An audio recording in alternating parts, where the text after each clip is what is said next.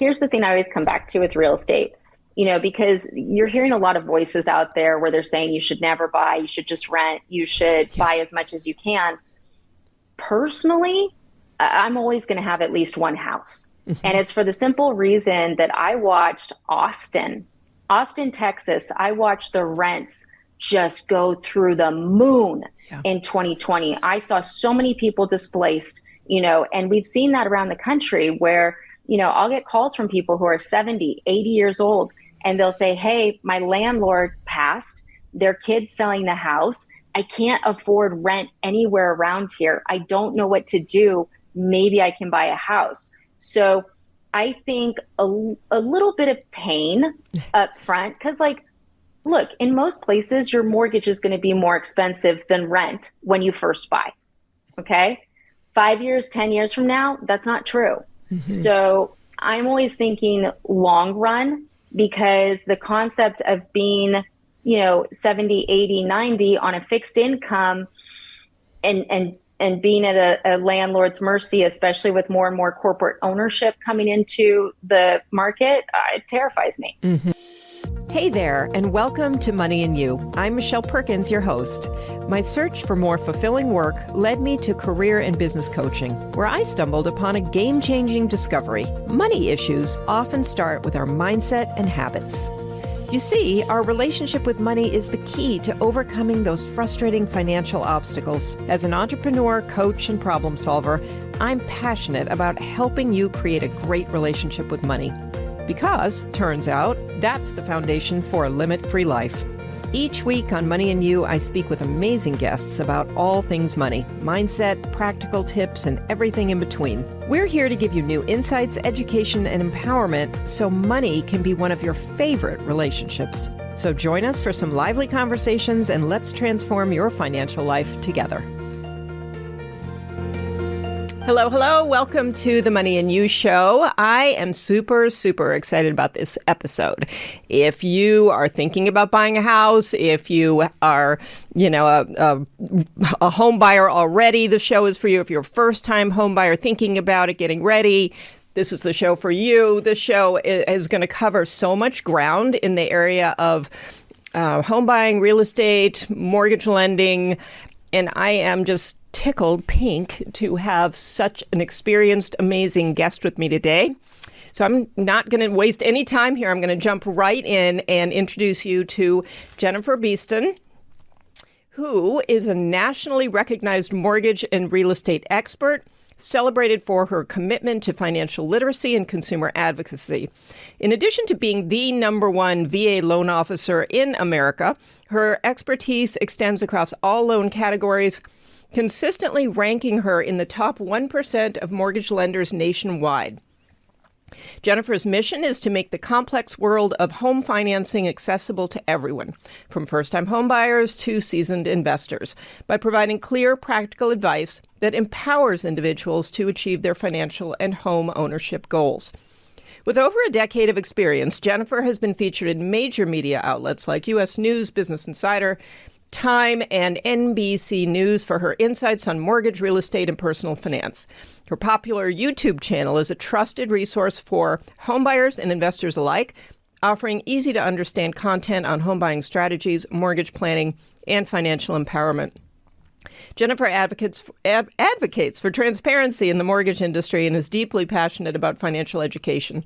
Her ability to simplify complex financial topics makes her a sought-after speaker and podcast guest, inspiring audiences to take control of their financial future with confidence, which is what I want for you all. And I am so pleased to introduce Jennifer. Jennifer, welcome. Thank you for having me. I'm happy to be here. I'm so happy to have you. I've been listening to your YouTube channel, and I don't listen to much YouTube. I don't really have time. So it's been really great. And I just want to right off the bat tell people, if you want an education in this real estate area, your YouTube channel is a phenomenal place to go. So I'd love for you to, tell people what it is. And also, I would like to start this show on a positive note with, some ideas for the upcoming future year. And I just want people to hear from you the way you're looking at 2025, because there's so much out there. And I actually listened to a show that you did on predictions for 2025, and it was so uplifting, which is so wonderful in today's world to hear that kind of discussion. So take it away. I'll let you jump in there. Well, thank you for all of that. That is all very flattering, and I appreciate it greatly. Here's the deal.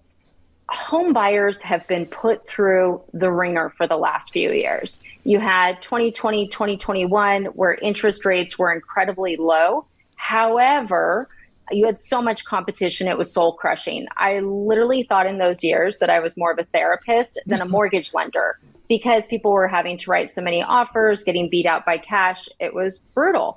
Then you had 2023, where rates suddenly just started spiking. They went from 3.2%, hopefully I'm getting this right, 3.2% to 6.2 by December. That's in 1 year. That's crazy. Mm-hmm. And then in 2024, we started seeing rates come down a little bit, but it's an election year, and election years have all those uncertainties.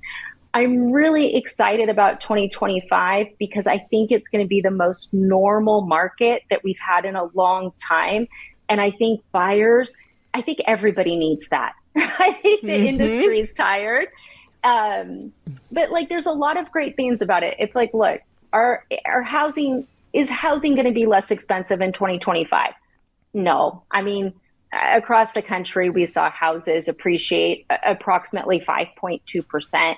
They're estimated to go up another 3.9, and it's a national average, but there's so many loan programs available right now. I've never seen this assortment of loan programs in my entire career. And I've been a mortgage lender for 18 years. So there's a ton of opportunity right now. And I'm very excited about that.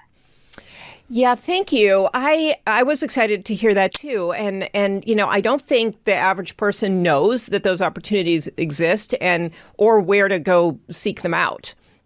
So is it your mortgage lender who's going to be the one to tell you about this? How do people find out about these programs? Yeah, look, I think talking to a mortgage lender is really important, because you can go online and you can find some information. My YouTube channel is a great source for that, right? Mm-hmm. But depending on your situation, like let's say that you need down payment assistance and you're in Georgia, there may be a specific county program unique for your situation. So actually talking to a lender about where you're at and what your goals are, we can then go through our database of what we know and say, okay, yes, this, not that. Because a lot of the information in the news, it's dead wrong. And if you listen to it, you'll never buy a house because you'll think you don't have a chance.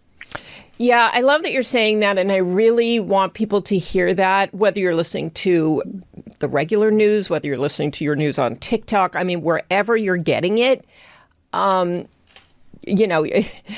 You've mentioned sort of why it has to be so sensational, and you might want to just, talk about that a bit again. But, when it comes down to it, things like the real estate market, they're not even particularly, it's not even a political conversation, really. It has to do with so much more. And also people out there do feel that they can sort of quickly educate themselves on real estate, for example, and then go out and tell the world, how to think about it. But somebody like you has so much more expertise and has seen it and understands it so much better. And so I really, like with anything, whether it's health information or real estate information, I mean, you have to really be picky about who you're listening to and where you're getting your information from.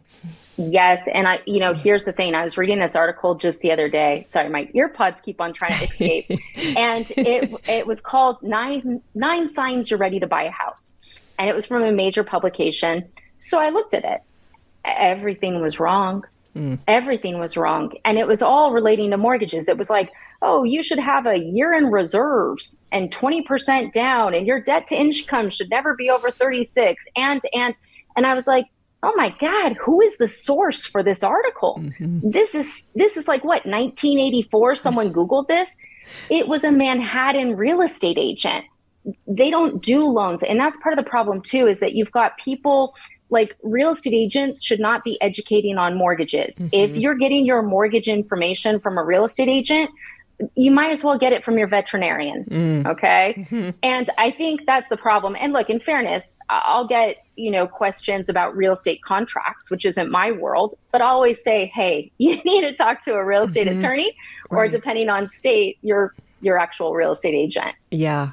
And just because somebody's had a good experience with real estate or done a couple of things that made them a lot of money or whatever, that doesn't make them an expert. It makes them an expert on their own experience and what happened for them. But that doesn't translate necessarily to other people. No, and let me give you a great example. And look, I do think people should share their experiences about home buying, because I think that more people need to know how achievable it is. But for instance, a while ago, there was a video on TikTok that went super viral. And it was a woman dancing in snow, talking about how she bought a second home with 3.5% down, and she was Airbnb-ing it. It was an FHA loan. That is a owner-occupied loan. She basically went on TikTok and danced about committing mortgage fraud. And people were like, oh, how can I do this? How can I do this? And it was like, she never should have gotten that loan for that purpose, because that's not the way the loan works. Yeah. Yeah, so interesting. And I do love your channel because it's very matter of fact. You're very clear. And the information you're providing is just, some of it I've just never heard another person in your industry really talking about. And so you're really speaking directly to the people I can tell that you've worked with and who have come to you with these questions or problems. And so I personally think anyone even at all engaged in real estate should be listening to it. I think it's really good. So, and I don't say that to everybody or about everybody. So let's talk a little. One of the topics that you speak a lot about is, how do you get ready? Like, what makes a person ready to buy their first home? And I suppose we could also get into what makes somebody ready to be an investor. But let's start with the first-time home buyer. Yeah, so I think the first-time home buyer, like, the biggest question I always ask is, are you ready to commit? And the reason why that's a question I ask is because buying a house is a commitment. If you buy it and you decide you don't like it a month later, it's not easy to get rid of. So the first thing is, are you ready to commit to a certain area? The next thing is job stability. Do you have to have been in the same job for 2 years? No. But should you have some level of stability, of knowing roughly how much you're going to be making per month?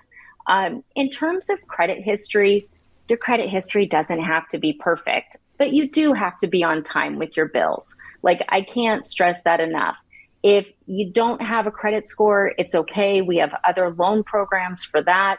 Are you paying rent? If you're paying rent and you're doing well, okay. If we look at buying a house, how much more is that payment? And is that something you can handle? So my first step would be to put together a budget and put down how much you think you can pay towards housing every single month. And then we reverse engineer from there to see if it makes sense. But you have to be ready to make a commitment, because if you're not, I don't want you to buy a house and then try to sell it in a year and not be able to and feel stuck. So that's one of the biggest questions, because sometimes people are like, oh no, I actually have a job where I'm likely going to move in a year. Right. Okay, maybe we shouldn't buy right now.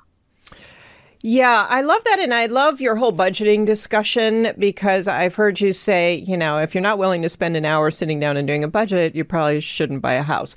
And I agree with that. And I feel like, and the other thing that I was really interested in is qualifying for a loan versus actually being able to pay your bills, including your loan payment. So do you want to elaborate on that a little bit? Yeah. So one of the biggest mistakes I see people make, and look, it's the industry's fault. I'll be honest. You've got mortgage companies saying, apply now, we'll give you an approval in 10 seconds. You've got real estate agents saying, just go shopping, find it, we'll make it happen. But you really need to know the math. Okay. And the reason why I want people to start off with a budget, and when someone fills out an application with me, one of the questions we ask is, how much are you comfortable paying monthly? and we don't max qualify. So it's very important you know what max qualifying is. Max qualifying is how most lenders qualify people for mortgages.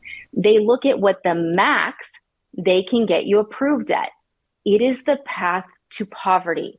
We are not looking at expenses such as daycare. We are not looking at your DoorDash bills. We are not looking at how much you traditionally have paid for housing. They're just going to the max they can get the system to approve. The math before, once you're approved, making sure the lender's going through the payment, making sure it works within your budget, it's so critical to long-term happiness. Mm-hmm. That's the key. I'm not trying to make people budget to torture them or torment them. I want them to be happy long-term. And doing that extra step is the key. Yeah.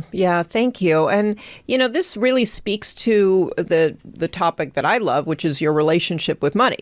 And, yes. Because this balance of fear and sort of stretching yourself, so that you are attracting more of what you want. And so it is a bit of a balancing act. And this budgeting is so important to give you a look at what's really happening. And if you're being offered more of a loan than maybe your budget can support, that's a decision that you have to make. And there are variables. I mean, maybe you can actually earn a little extra than what you're currently earning. There are things where you can tweak whatever in your life so that you can make it work. But it's important. Without the information, you don't even know what you have to do. So and I think people like if you get a pay stub, it's really important to look at your net pay as well, because lenders don't qualify off of that. So I can have a buyer in California versus a buyer in Florida, and I qualify them for the same amount. Well, guess what? This one has a lot of state income taxes. Right. This one doesn't. So that's why I'm always just cautioning people to really be their own advocate and really pay attention to the numbers, because ultimately they're the ones that have to write the checks every month. Right. And I loved what you said somewhere too about, you have to factor everything in. If you're buying a latte every single morning, that's not showing up. The lender isn't seeing that. And so you want to make sure that you can, make whatever decision you want to make with regard to your lattes. You don't want to give it up, right? Right. That's the thing is a lot of times I'll hear, well, I'll change my spending habits. Because I'll literally be sitting there going, look, you won't even be able to buy toilet paper. This is not a good idea. And it's the whole concept that a house will make someone change. And look, it can make you change in the short term, but that's not really how financial habits work, at least from what I've seen. Mm-hmm. Yeah. And for those people who do aspire to own real estate, and maybe they're a little on the edge with doing this, what is a mindset that you should adopt? Because, there are those people who say, I won't do anything until I can pay for it entirely. And that's one end of the spectrum. And then other people who, are pretty comfortable with being on the edge. So here's the thing I always come back to with real estate, because you're hearing a lot of voices out there where they're saying you should never buy, you should just rent, you should buy as much as you can. Personally, I'm always going to have at least one house. And it's for the simple reason that I watched Austin, Texas. I watched the rents just go through the moon in 2020. I saw so many people displaced, and we've seen that around the country where, I'll get calls from people who are 70, 80 years old, and they'll say, hey, my landlord passed, their kid's selling the house. I can't afford rent anywhere around here. I don't know what to do. Maybe I can buy a house. So I think a little bit of pain up front, because look, in most places, your mortgage is going to be more expensive than rent when you first buy. Okay. 5 years, 10 years from now, that's not true. So I'm always thinking long run, because the concept of being, 70, 80, 90 on a fixed income and being at a landlord's mercy, especially with more and more corporate ownership coming into the market, it terrifies me. And I'm not saying that as a lender. I'm just saying that as a, Jennifer Beeston personal financial plan. I will have at least one house totally paid off Worst case scenario, if I end up in a bad spot, I can do a reverse mortgage and live off that house for the rest of my life. Worst case, that's my situation. Yeah, I would agree with that. And I feel the same way. And sometimes I don't know if it's because of my age that I feel, I mean, that's how I grew up, but I still can't find another argument that, kind of negates that. I still, and I live in LA where rents are crazy and continue to get crazy. And I see people who could have a mortgage that was either the equivalent of their rent or less, but it's the saving for the down payment that is tripping them up too. But I also think people think they need way more than they do for a down payment. It's like in LA, for example, the new loan limit for 2025, it's over $1 million, which means 5% down, right? 5% down. If it's under, I'm trying to remember all the new limits now. If it's under 80, it's like 802 and some change, 3% down. There's this myth that you need 20% down or you're going to pay $1 billion in mortgage insurance. And the bottom line is mortgage insurance is surprisingly inexpensive if you have good credit. If you have terrible credit, mortgage insurance is expensive. You should look at FHA because it makes it more affordable. But, most people, when I tell them how much the mortgage insurance is, they go, oh my God, I thought it was going to be so much more. Because the news shows you the horror stories, right? Right. Yeah. So what would you tell people to plan for as a down payment? So there's a lot of factors to that. It's a terrible question. But I would say it's like, look, if you're a military member or you served in the military, if you're a veteran, you don't need a down payment. Like seriously, you don't. VA 0 down. Conventional is 3% minimum for most loan amounts. FHA is going to be 3.5%. But there's also, depending on where you are in the country, there's a lot of really cool grants and down payment assistance. So if you're in a situation where, like, let's say your rent is like $3,000 a month and your mortgage would be $2,700 and you can't come up with the savings, I would say, let's look for a grant or something because the mortgage would improve your life. Now, if your rent is $3,000, your mortgage is going to be $3,500 and you can't save any money, well, we need to figure out how we're going to ever make that payment, right? That's our first step. Okay. So we would start saving up for a down payment there. But a lot of times people are like, well, I need closing costs as well. I have so many buyers where they negotiate with the seller to pay closing costs. And I think we're going to see a lot of that in 2025, like a ton. So, save what you can. But at the same point, you can always just call a lender and talk about your situation. And we can say, hey, you should try to aim for this or that, or have you thought about this? USDA is an amazing loan in certain parts of the country that's 0 down, right? Like in a perfect world, yes, you should have at least 3 or 5%. But if you don't, or if you qualify for an amazing benefit like VA, you don't need it. And I think that's where the disconnect is. People think they have to or must, and it's not the loan world I see right now. Okay. Yeah, I love that. And I want to just touch on the VA loans because you are the number one VA lender in America, which is pretty cool. But something that you said to me when we did a little earlier conversation was that's actually tricky as well. And I was really shocked, actually, that people who are, getting a VA loan might actually get a bad loan. I'm using that term broadly, but do you want to kind of elaborate on that? I thought that was fascinating. Yeah. Well, so look, there's a lot to VA loans. VA loans are incredible. They have the most benefits, 0 down, no mortgage insurance, lower interest rates than conventional. It's also where we see the most predatory lending behavior. And it's one of the reasons I got really aggressive about VA is because I saw what was happening. I thought it was wrong. And it's my career goal and mission to change it. And what's going on is VA buyers do not shop the rate and the fee. There's a lot of sleazy lenders out there saying, oh, VA sets the rates, don't worry about it. But they're ripping veterans off. I'll see a loan estimate. We had one just last week. where the buyer was being charged a rate of 6.1 and $17,000 in lender fees. Wow. We got them 6.125 with zero lender fees. Wow. I see this stuff every day, and it's like, it's the same loan. It's just the lender you talk to, some of them are totally aware that you're not going to shop, and they're just going to take your wallet with them. And a lot of times it's companies where you're like, well, wait a second, it has something military in the name, or, they say they help veterans, and it's like, well, yeah, they're helping you at the house, but they're taking your wallet and life savings with them. So veterans, more than any group, need to shop the rate and fee regardless of who the lender is. Even if it's me, shop me, do it. Yeah, I think that's really, really interesting. That's one of those sort of little known things that unless you're part of the industry and you're actually seeing what's happening, you would not know. I was totally surprised.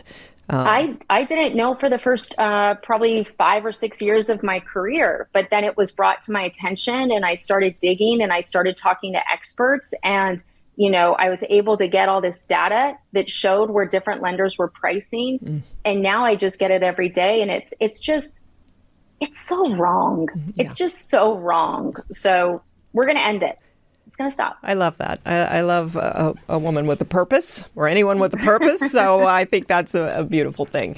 And people can call you from anywhere, right? You're licensed in most of the states, all the states.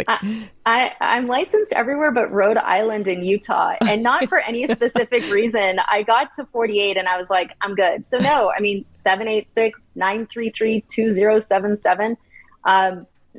We're 7 days. I've got gals on my team. Everyone's licensed in multiple states. Everyone has the same mission.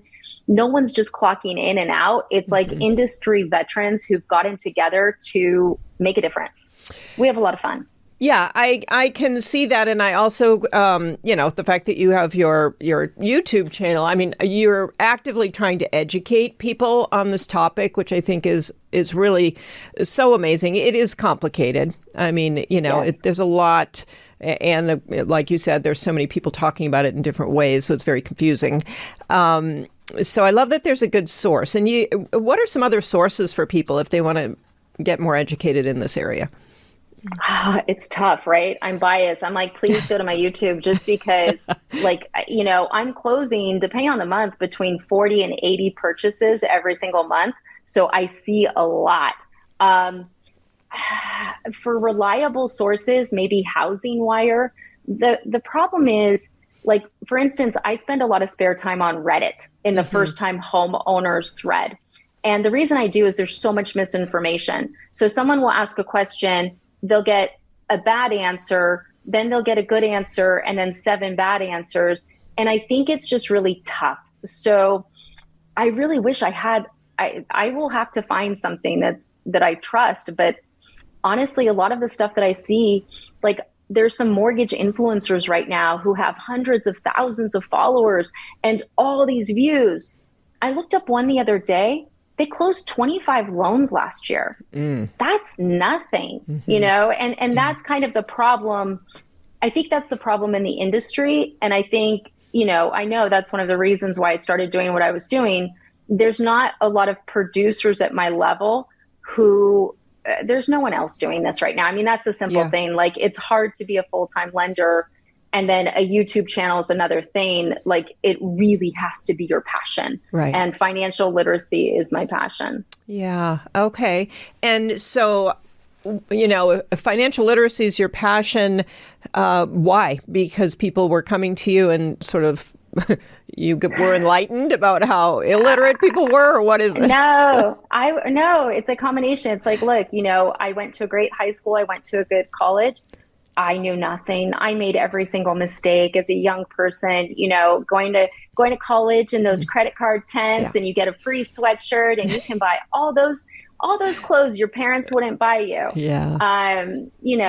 So I've done that. I had the bad credit, and when I got into mortgages, that's when I really started learning how everything worked.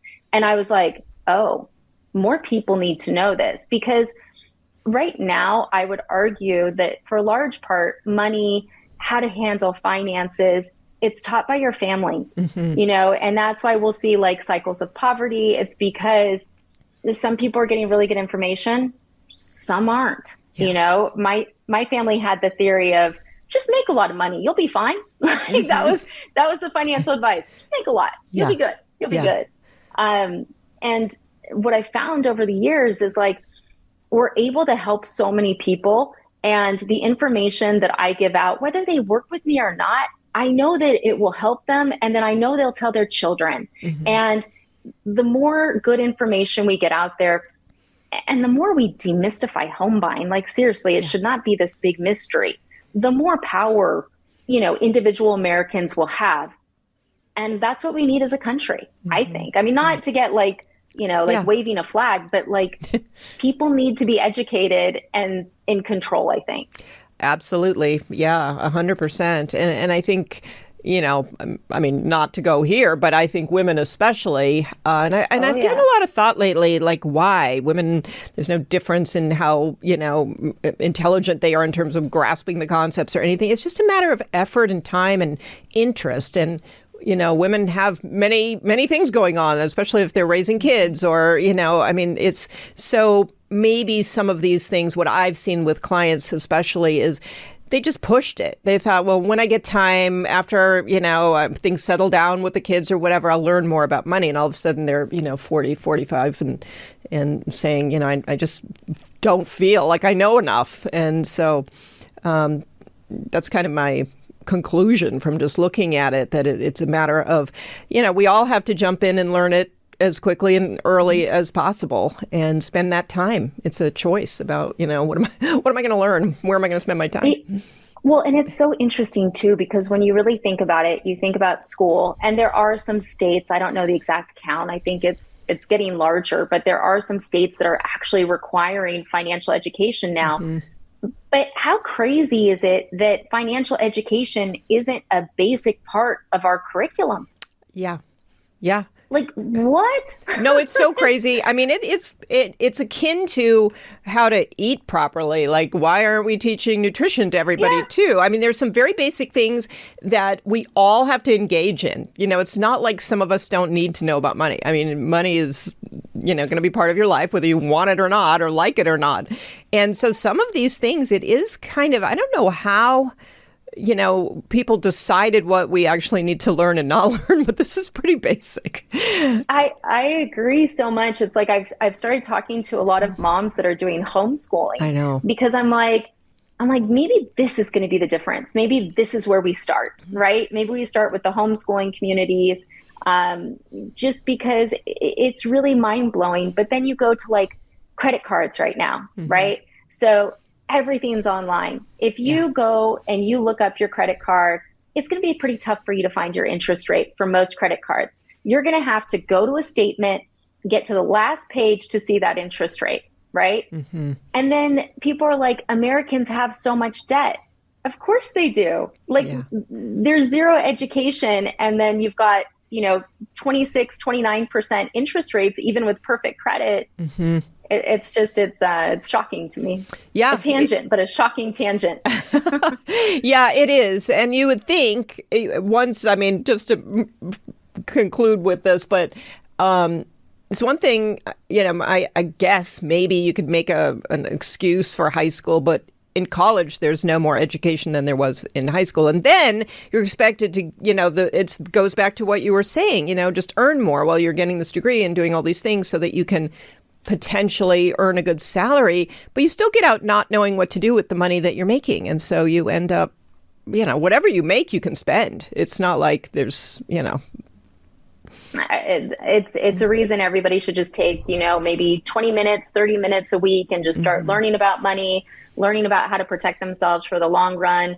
Retirement is something I always think of. I don't know if my mom whispered stories to me about being 80 and eating cat food or something, but it's a real fear. Yeah. So I think that money is taboo in our culture. It's problematic. And we just need to all break through it and start talking about it and looking at ways to grow our money, invest our money, but just make sure that we're provided for, a nice life. Right. And I think owning a home is a factor in that. I mean, again, maybe it's, the era I grew up in, but I feel like that's sort of a fundamental foundational asset that can give you, more security and all the things.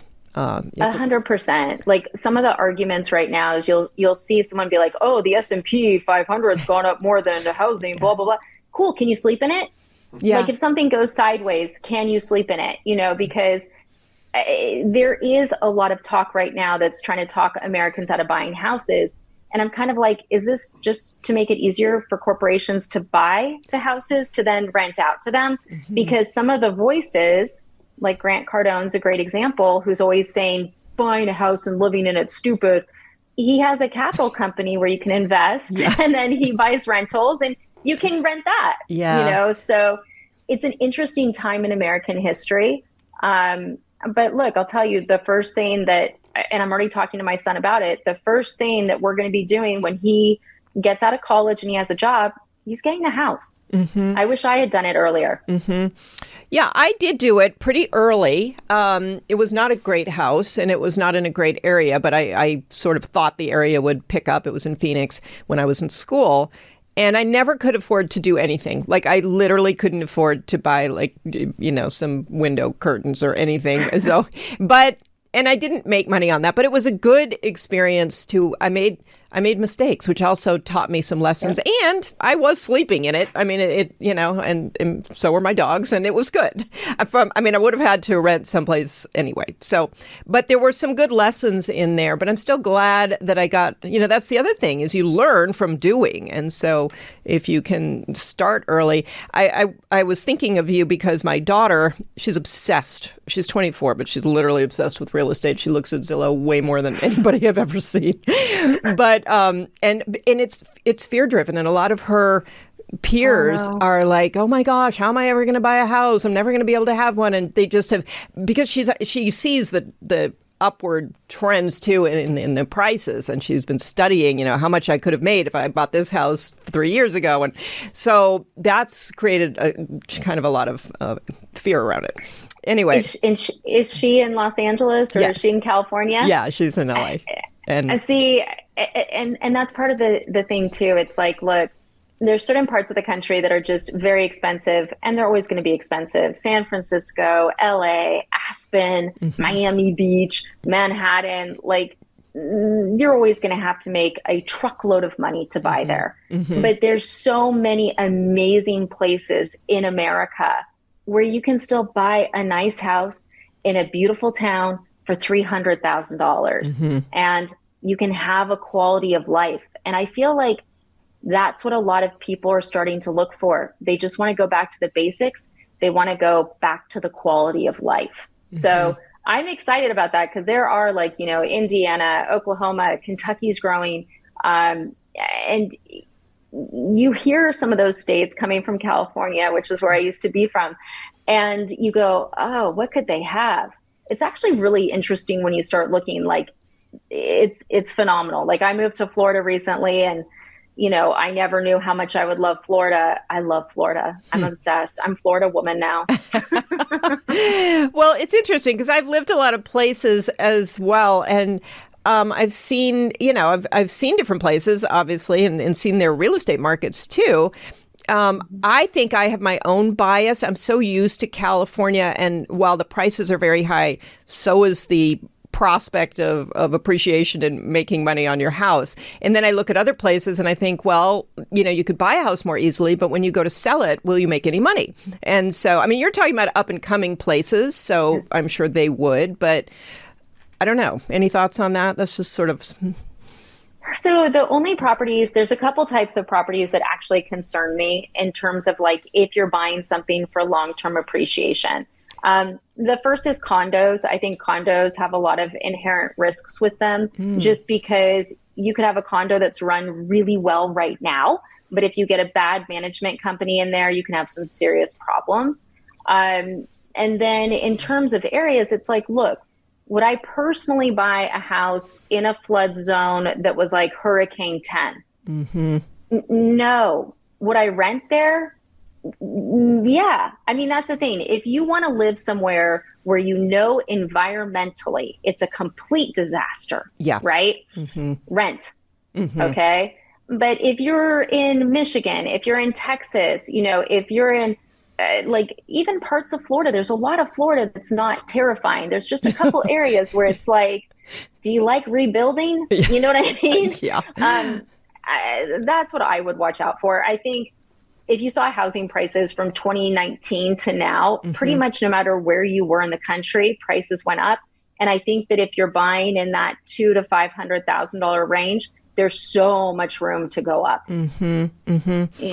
Yeah, very, very interesting. And the condo comment is very interesting. I've always sort of wondered it because they are an option. If you can't afford the house, you could start with a condo, and but they're more expensive than a house in a lot of cases. Like, there's a lot of chatter about Florida and they're like housing crisis. It's not actually a single family house crisis. It's that there were new rules that were implemented after the Surfside crash. And it's made it so condos, not just in Florida, but in a lot of the country, they have all these new requirements and these buildings aren't prepared. They don't have enough money. So owners are getting hit with assessments, with increased dues. So the condo thing is something where I hear a lot of people go towards it in retirement or they can't afford a house. And it's like in retirement, you need the most sustainable house payment you can. And with potentially rising HOAs, that makes me nervous. I know taxes and insurance will always go up, but and then if you can't afford a house, it's like if those HOAs go up again, like that's my concern. But yeah. I've seen some things. Yeah. No, I agree. I think that makes a lot of sense. Along those lines, when we're talking about the environment and sort of the new issue of property taxes property insurance being very hard to acquire, that one was boggling my mind too, because for a little while in California, a few of them have come back. I was told I wouldn't be able to renew my insurance, and then it sort of worked out in the end. But I was thinking, how does that work? Like, if the insurers won't insure your home anymore, like, can you have that home? I don't know. That one was confusing me too. So I think that unless you're in the super high-end luxury market, yes, if you're looking at buying a house, get a homeowner's insurance quote first and get it from a couple companies. Make sure you're shopping because there can be huge variances. But like, for instance, in California, they have the FAIR plan. Yeah. So if you can't get insurance through a traditional provider, you can get it through the California FAIR plan. However, there's limits. So if you have like a $10 million house in California, the FAIR plan's not going to cover it. I believe there's supplemental insurance companies, but I'll be honest, I don't finance $10 million houses. Right. Florida has Citizens, right? So I think that, it's funny, right before we did this podcast, I was actually responding to a reporter about this exact topic. And my comments on it were just that, there's always going to be some level of insurance. Just make sure you know how much it's going to be. And this is something our legislators need to look at more and more right now. Yeah, absolutely. Thank you. And, I love this conversation where it's going too fast, but I want to touch on investment property a little bit and some of the differences. And then I want to swing back to 2025 again. I've got a couple more questions on that one. So, what for the person who wants to buy investment property, and maybe you have a property you live in or you don't, how do you feel about that? If you don't actually own the home you live in, but you want to just become an investor, is that wise or? What is that? It's something that I've seen done in the past. Like, we have clients, like, for instance, we had a lot of Google clients where it was so expensive near where they worked, they were buying in Sacramento as investment properties. So that's definitely something that we can do. And it can make sense if you're in a super high cost area like San Jose, LA, to still get your foot in the real estate market, start trying to build some appreciation. One of my goals next year is to buy at least one more investment property. That's one of my personal goals. Okay. So I think investing out of state can make a lot of sense if you can't afford to buy where you live. But if you can afford to buy where you live, I would always say buy your house first, then buy the investments. Okay. Okay. Yeah, thank you. And what are some of the differences if you are looking at investment property that that impact you or impact the client as a lender? Well, I mean, it's a different type of qualifying for sure. In some cases, like if you already have one property, I can use projected rental income to help you qualify for the next investment property with traditional financing. So, we do that a lot. There's also programs right now, and you do have to already own a house for this one, but they don't even look at your income. It's based on the cash flow of the property you're buying. So there's a lot of really creative ways to help people get into investment properties. But is there a 0% down investment property? No, there's not a 5%, 10%. I haven't seen it. With an investment property, I would say be prepared to put down 20%, and then we can figure out the financing from there. Okay, that's great info because you do hear the other. So you do hear that you can put zero down. Oh, goodness. Well, here's one thing, though. So for instance, let's say that you buy a house. And so one of the things that I recommend with military members is I'm like, hey, look, buy a house at your first duty station. You're going to live there, for 1, 2, 3 years. When you go to the next one, we're going to turn that one into a rental and you're going to buy another one owner occupied. So that's something you can do if you don't have a lot of cash. You could buy a house and live in it for a couple of years, turn it into an investment property. You don't have to refi, rinse and repeat. Yeah. That would be the other way to go about it that a lot of people utilize. Right. Yeah. But that's great. Great. And you reminded me, that's what I did with that sad little Phoenix house. I moved and then I just rented it for a while. So, interesting. Jennifer, is back to 2025. So you said it was going to be a more normal year, which everybody loves that word these days. So, anything normal sounds really great. It sounds dreamy, right? Yeah. So in what way? Is it interest rates? What is it that is going to make it more normal? I think that interest rates, I think we're going to be conventional loans in the mid 6s. I think you'll see fluctuations up and down. You're going to have that volatility throughout the year as the new administration gets set up, as we see, who really gets into the seats of power. And we see what happens with tariffs, right? Mm-hmm. Everyone's going to be keeping an eye on inflation. We've got to keep an eye on government spending, but it's not like 22, where it went from 3% to 6%. We don't have anything on the books where we're like, oh my God, it's going to go to 10 this year. Mm-hmm. On the flip side, we also don't have anything where we're going, hurrah, it's going to be 3%. For rates to drop dramatically, you would need some sort of economic turmoil or the government to start buying mortgage-backed securities, which they won't do unless it's a recession or a pandemic. So I think there's going to be more stability this year with rates, which we saw last year. Mm-hmm. I think it's not an election year this year, which thank goodness, because that always puts uncertainty into the market.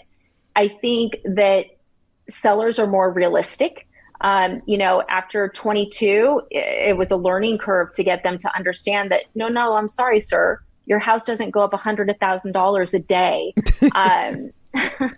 And I think that buyers are more realistic right now too, because buyers are like, okay, we had a lot of people waiting for rates to hit 3% again. And I think that most people have recognized it's not happening. Mm-hmm. So if you can qualify now and comfortably afford the payment and you love the house, great. If not, let's try to work those other pieces together. Thank you so much. This was such a great conversation. You are so interesting on this topic, and I love that you are so passion-driven around the whole thing.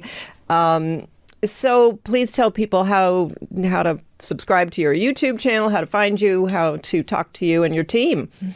Yeah, well, thank you so much. So, look, my YouTube's super simple. It's just my name, Jennifer Beeston. If you want to learn about housing, all that fun stuff, check it out. If you have questions and you're like, I don't even know where to start, just call my team, 786-933-2077. We're happy to answer questions. We're happy to look at loan estimates, make sure you're not getting ripped off. We don't charge for any of this. So use our expertise even if you're thinking of buying in 5 years. I actually had a 13-year-old girl call me once, and I gave her a plan. So I expect her to be buying a house by her 19th birthday. Oh my gosh, that is a great way to end this. I love that. What a smart girl. We're here to help. Yeah. Yeah, we're here to help. Like, I want people educated and empowered. So that's why we're here. I love that. I love that. And it's one thing to have a 13-year-old, but I also want to encourage the older people, the women who like just are now like so ashamed that they never bought their house or whatever, and they don't want to call because it feels no shame. Yeah, no shame. Never feel shame.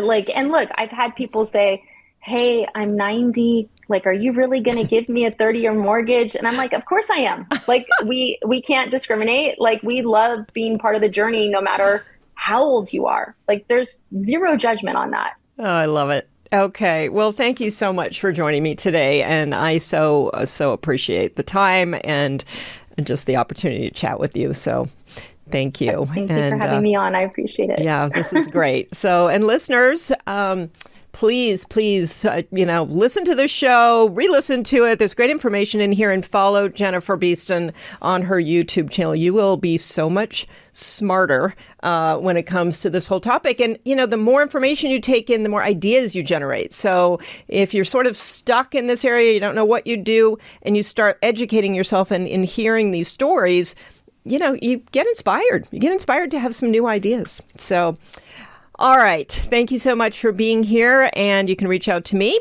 at my email is Michelle, 2 L's, at limitfreelife.com. You can go to limitfreelife.com, check out my website. And we would love it if you would rate and review the show and share it with your friends. That would be fantastic. And we'll see you next week.